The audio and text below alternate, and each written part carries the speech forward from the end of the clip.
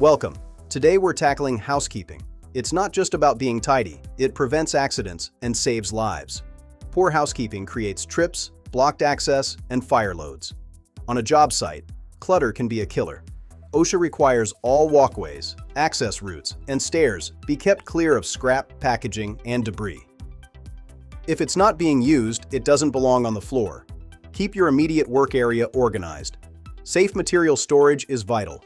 Stack and secure materials so they cannot roll, collapse, or fall. Never let stored materials obstruct access or crowd the work zone. Maintain a clear path at all times. Every worker is responsible for keeping paths to exits wide open. Clear access is a continuous job. Protect or elevate electrical leads and hoses to prevent trips. Don't let a cable be the reason for a fall. Remove combustible waste and fire loads regularly, especially around hot work and electrical areas. ISO 45001 principles demand proactive fire risk management. Dispose of unnecessary waste immediately. Never block fire points, access roads, or firefighting equipment. In an emergency, every second counts. A blocked emergency exit or road can have devastating consequences.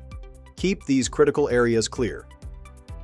Keep elevated platforms and edges free of loose tools. Prevent falling object hazards at the source.